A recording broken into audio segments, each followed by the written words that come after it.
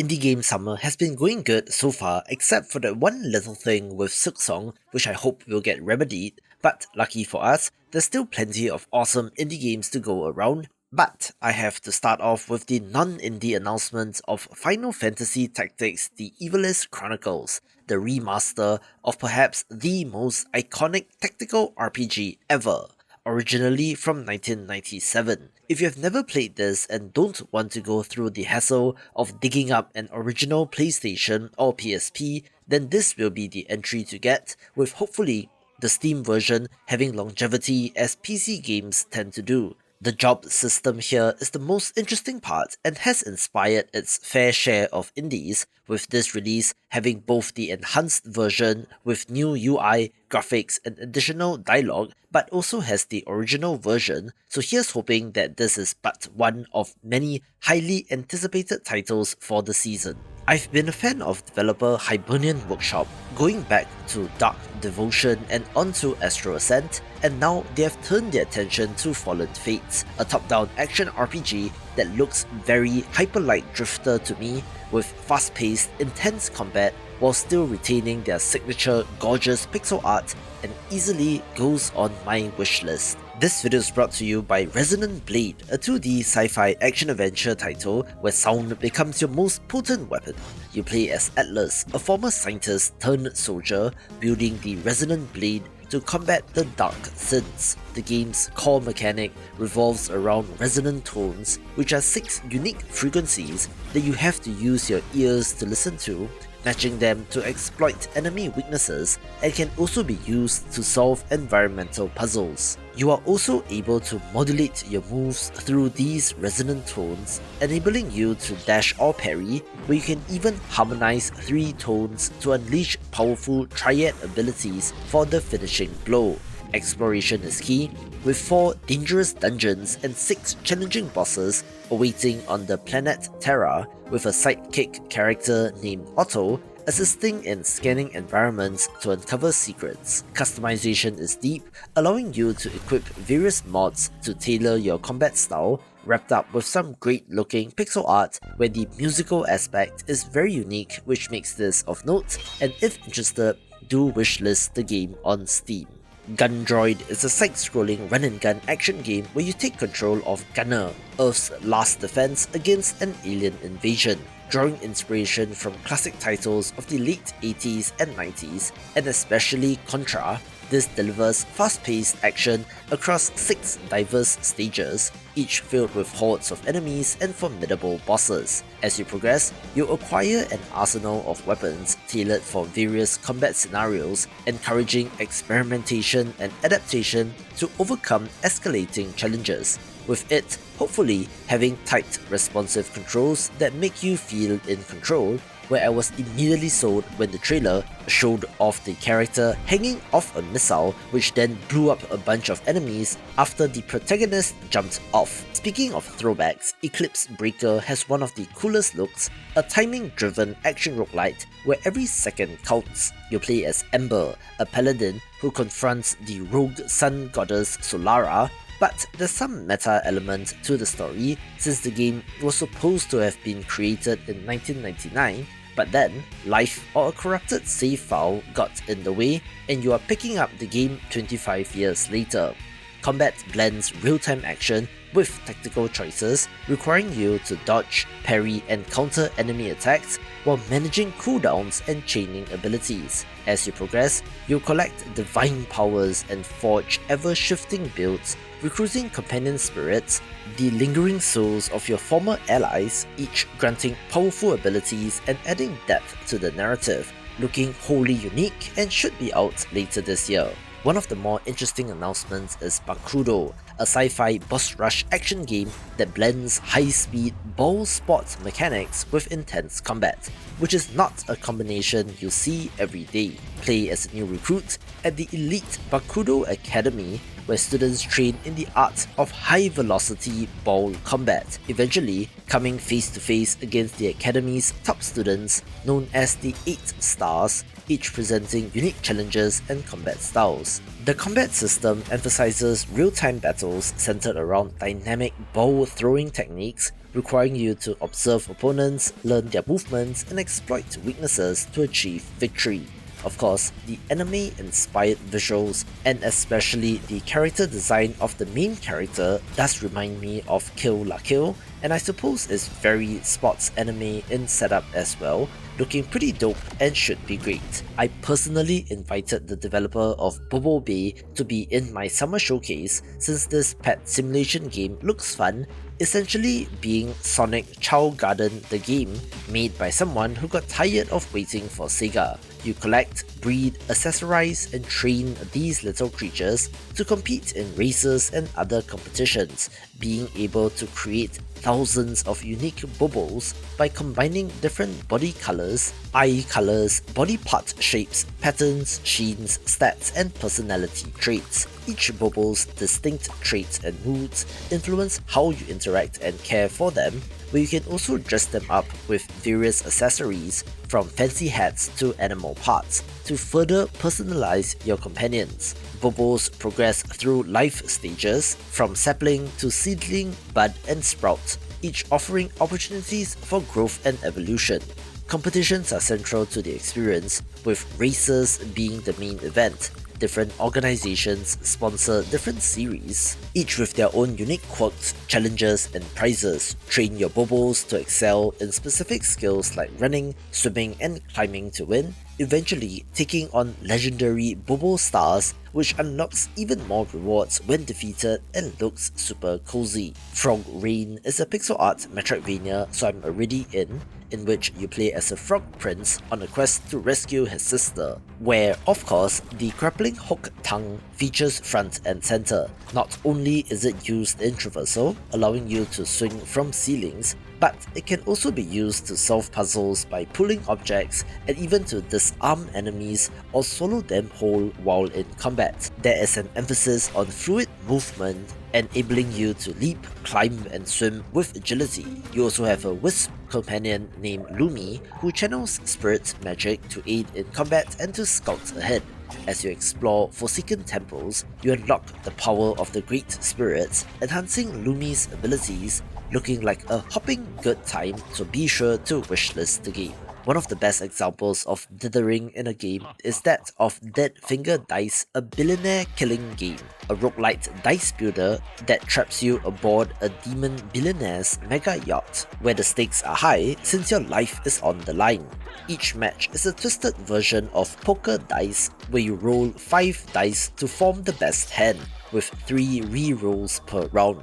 Lose and you're tossed overboard, where permadeath means that you need to start a new run. If you win, you collect your opponent's fingers as currency, which can then be used to craft custom dice imbued with demonic powers, which can be further enhanced with charms and curses, allowing you to manipulate the odds and rig the game in your favor. Between matches, you can stash valuable resources in your cell's hidden compartment, preserving them for future runs, looking pretty disturbing in that buckshot roulette kind of way and has potential. Back to Metroidvanias with Solateria, a parry-focused title where you play as a flame-born warrior with no memories, guided only by a voice urging you to find the lost king.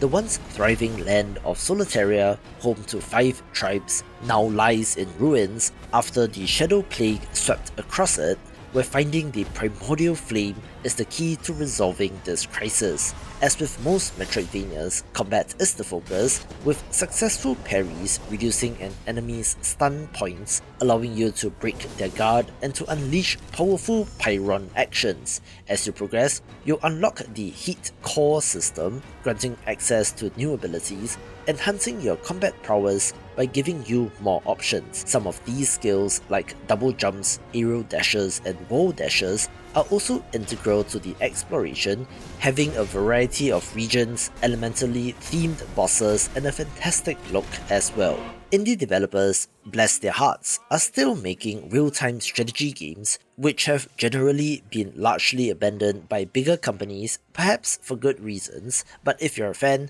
definitely have Immortal Gates of Pyre on your watchlist. Immortals in this world are god-like beings who lead armies battling across 3 distinct worlds orbiting the god star Pyre. Each Immortal offers unique abilities and units, allowing you to tailor your strategy to fit your playstyle, with an emphasis on aggressive map control and streamlined mechanics, rewarding players who actively engage in combat and capture objectives. There's some simplification of the administration portion, such as workers being trained automatically, as well as intuitive building placement, letting you focus on the combat tactics rather than micromanagement. Of course, there's some form of a rock-paper-scissors style system of units countering each other, with a neat science fantasy setting as well, and looks great, but no date on this just yet. Turn-based tactics fans are eating well, since we did get the reveal of Never's End as well, where you return from death in a world on the brink of annihilation. As an immortal warrior spirit, you awaken in the last human village, surrounded by the encroaching darkness known as the Never. To combat this threat, you possess townsfolk, transforming them into vessels of elemental magic. Each possession is a sacrifice, burning away at the self and soul of the villager to create living weapons. Combat unfolds on dynamic battlefields where you can manipulate temperature, weather, wind, water levels, and terrain density to gain the upper hand, drain rivers, summon fog, or reshape the earth to create strategic advantages. The world is procedurally generated, offering over 150 locations across 10 distinct biomes, adding variety. And as you cleanse corrupted settlements and awaken ancient temples, you unlock new elemental magic and rebuild civilization. Customize your possessed vessels with a vast array of equipment, hairstyles, backgrounds, and traits, where the longer you take to combat the darkness, the more lives are consumed and the stronger the Never becomes, having a very cool art style which looks like pixel art but is actually 3D models. The Souls-like genre is as popular as ever, with V.E.D.A, The Awakening of Souls being another such entry, but one which is framed as a training simulator funnily enough. In a post-apocalyptic world devastated by an ancient virus and environmental collapse, play as an agent within a training simulator governed by the super-intelligent AI V.E.D.A, tasked with reclaiming the surface from mutated creatures and uncovering hidden truths. Combat is deliberate and challenging, requiring precise timing for attacks, dodges, and parries. The overclock system allows you to unleash powerful abilities when your gauge is full, turning the tide in critical moments, but this is a roguelite, so it is run-based, with procedurally generated maps filled with traps, hidden areas, and formidable bosses, which gives you a unique experience every time. As you progress, you'll collect modules to unlock new equipment and enhancements, altering your playstyle with your weapon and gear of choice, with a larger meta story which, surprise surprise, might include the super intelligent AI hiding something from you and does look awesome. I remember playing the original Chromagun back in 2016, a Portal-like first-person puzzle game but with colours instead, where they are back with Chromagun 2 Die Hard, and looks like quite a different game. Similarly, this is a first-person title where you wield the experimental Chromagun, exploring the enigmatic Chroma Tech facility, using magnetoid chromatism to manipulate your environment. By painting walls and worker droids with red, blue, and yellow, you create attractions that solve intricate puzzles. Mixing colors adds complexity since you need to avoid creating impassable black zones. The game's narrative unfolds with a blend of dark humor and surreal elements, warning you against entering portals to alternate universes, which hints at deeper mysteries. For our colorblind friends, there will be accessibility features to allow you to play, and looks like a good puzzle game. Dicealot is a roguelite deck builder set in an Arthurian world where luck and strategy intertwine. You need to rally the Knights of the Round Table to save a bewitched King Arthur, whose gameplay is inspired by Farkle, and no, I'm not saying a bad word, but it's a family dice game where you need to roll dice combinations to defeat enemies. Each roll carries risk, where pushing your luck could lead to a Farkle, resulting in the loss of all points for that turn. To aid your quest, you can collect over 70 unique quest dice, each with special abilities that turn the odds in your favour, where choosing the right dice for your build is critical, as is knowing when to stop rolling.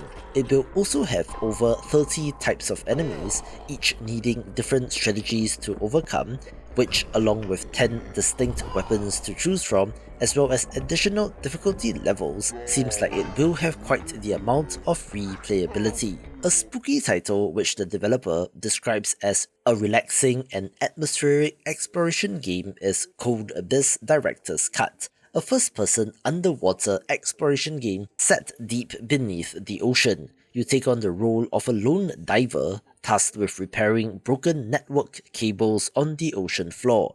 It is about solitude and reflection, offering a meditative experience free from enemies or immediate threats, but seems to be making up for that in terms of atmosphere and setting. You will come across all sorts of oddities and interesting locations while underwater, collecting artifacts that unveil the history and secrets of the world around you. I do like the throwback art style that draws upon, I suppose, the late 90s and early 2000s look, which, like most horror games, does give it a surreal feel, so depending on how much you trust this developer, it might or might not be a relaxing game after all. One of the worst titles in terms of SEO is Canyons, a third-person extraction shooter set in a procedurally generated post-apocalyptic world. You can explore alone or with up to 3 friends using massive customizable crawlers to cross the canyon's fractured landscape. Expeditions push you into sandstorms, ambushes, and shifting terrain, forcing you to manage supplies and to make hard calls about when to press on. Between missions, your base inside a canyon cave is a growing hub outfitted with cafeterias, shipyards, bed bays, armories, and more. Choices matter and ripple outward. Help a faction and you might unlock new gear. Betray them and roads may close or flare into violence. You level up your captain, specialize in professions, and decide on which tech to craft before the next expedition.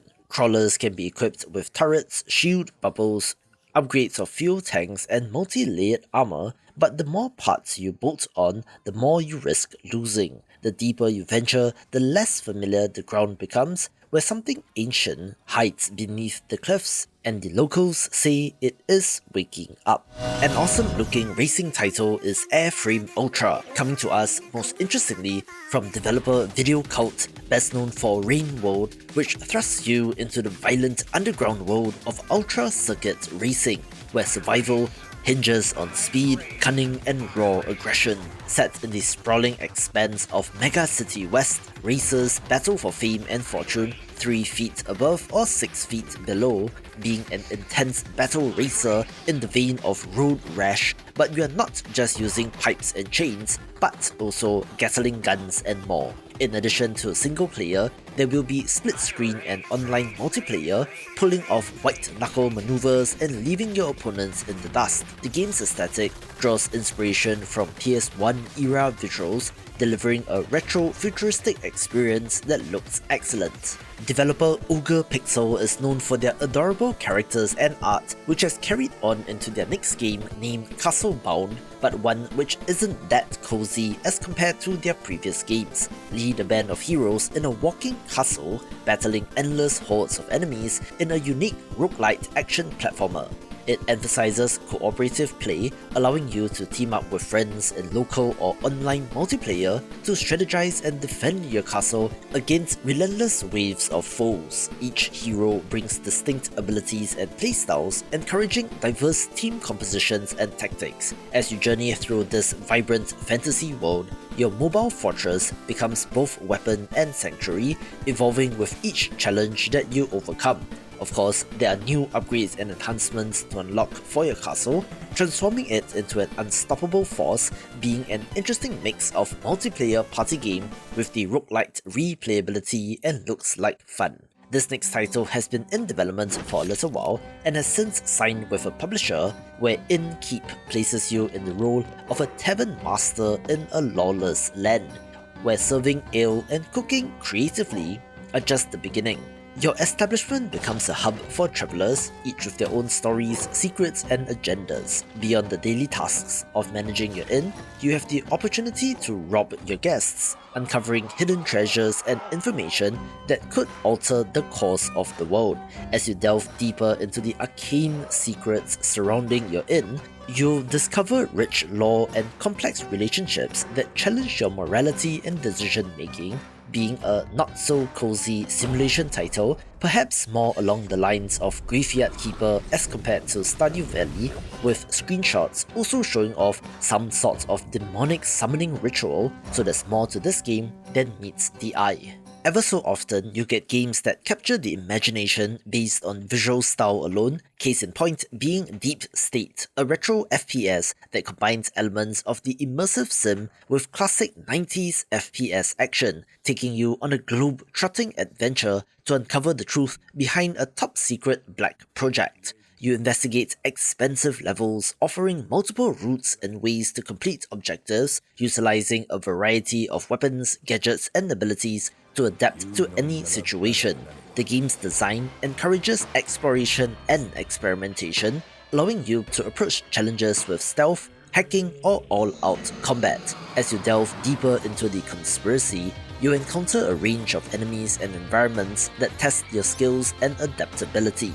I do like the throwback visuals with intricate level designs which pays tribute to the golden era of first-person shooters while still incorporating modern mechanics to enhance gameplay, kind of looking and feeling like GoldenEye 007 on the Nintendo 64 and just stands out visually. Archetype Blue is a roguelite deck-building RPG with more classic turn-based combat in which you assemble a team of legendary heroes to complete tactical expeditions. Each run starts by selecting up to 3 characters, each with different stats, passives, and hero-specific cards. Cards fall into one of 5 categories: attack, skill, blessing, curse, and dream, which are used in combat. Positioning matters, affecting which attacks can be used, which enemies can be targeted, and which character on your team bears the brunt of enemy attacks, with progression during a run involving upgrading cards, adding new ones, and obtaining relics that grant passive bonuses or affect the rules of combat. Status effects, combo chains, and support abilities play major roles in encounters, since most enemies telegraph their moves, giving you time to react and to use taunts, guards, buffs, and other control effects. Dream cards introduce powerful but unstable effects, often creating high-risk, high-reward opportunities that require careful planning. Between runs, unlock new characters and deck components using resources gathered from expeditions, having, of course, fantastic pixel art, so I was immediately sold on the idea. A cyberpunk roguelite platformer of interest is Signers, where you adventure across multiple planets, gathering a crew of robots and becoming stronger on your way to stop Signers, which is supposed to be the savior of humanity. Select from a number of playable characters, each with unique stats and abilities, before going on procedurally generated missions that vary by objective, layout, and enemy types. Combat relies on dodging, shooting, and timing, focusing on agile movement and reactive positioning. Hacking is a central mechanic, allowing you to not only hack control panels to control turrets, but also to hack enemies, upgrade stations, and signal centers, and is an integral part of the game. Defeated enemies drop resources used to upgrade traits or unlock passive perks, which persist between runs. So far, so standard for a roguelite, but it looks pretty good, and the developer is putting in the work, having playable demo versions out there, and is actively updating the demo and getting feedback from players, so think of it as free early access, so if curious, check out the demo on Steam. The Backroom's liminal space has really taken off in terms of internet culture, spawning memes and a whole bunch of horror games, with The Backworld being a turn-based RPG that has a similar creepy vibe but is doing its own thing, having non-linear exploration across a multi-dimensional setting. Exploration happens in real time, with sprinting, dodge rolling, and use of items like a hoverboard for exploration. letting you avoid or to get the jump on enemies before combat begins. Battles are turn-based, looking kind of like Earthbound, and uses a traditional party system. You recruit companions, including non-human characters, each using different resources like mana or energy, and their abilities affect your options in combat. Items also matter, some applying effects like bleeding, or to increase your chance to act faster, but critically, you don't have to fight every enemy. Some can be avoided or dealt with through other actions where you might want to avoid combat in certain scenarios, reminding me of Fear and Hunger, and is part of a new wave of turn-based RPGs where grinding XP and leveling up might not be the point. Difficulty settings are fully adjustable, such as altering the combat difficulty as well as switching on or off survival horror elements like hunger, sanity, and permadeath, having some disturbing enemy designs despite the relatively cute pixel art of the characters, and will be one to watch. One of the developers behind Dice Legends reached out and said that they were the co-creator of Gwent and has worked on Cyberpunk Edgerunner, so of course I was intrigued, with this being a roguelite deck builder that incorporates dice manipulation into its card-based combat system. Select from one of 3 heroes, each of which uses a distinct dice pool, d6, d8 or d12, where the cards in your deck require specific dice patterns or totals to achieve, creating a gameplay loop centered on rolling, re-rolling, and managing probability to execute optimal turns. Combat is turn-based with clearly displayed enemy intentions, and you must decide on whether or not to bank dice, commit early, or press your luck for better combinations. Additional cards, relics, and modifiers are acquired throughout the run, many of which alter dice behavior, including changing values, re-rolled thresholds, or transforming unused dice into defensive actions. The map is node-based, offering branching paths with opportunities to engage in combat, visit shops, or to take on elite encounters, so basically Slay the Spire plus dice, all wrapped up with some gorgeous pixel art, and is of interest since I do love me some Gwent. I've had my eye on this side-scrolling 2.5D action-adventure platformer since it just looks sick, being inspired by Croatian folklore which you don't see every day, and mixes platforming, light RPG elements, and melee-based combat, reminding me of Song of Iron, but the game formerly known as Dark Queen, now Dark Queen of Summerball, is definitely of interest. Combat is real-time and timing-based, using slashes, dodges, and stamina management against humanoid and beast-like enemies, where your character seems tiny in comparison to some of the monsters teased and just looks epic. Watch this video for more Summer Games coverage.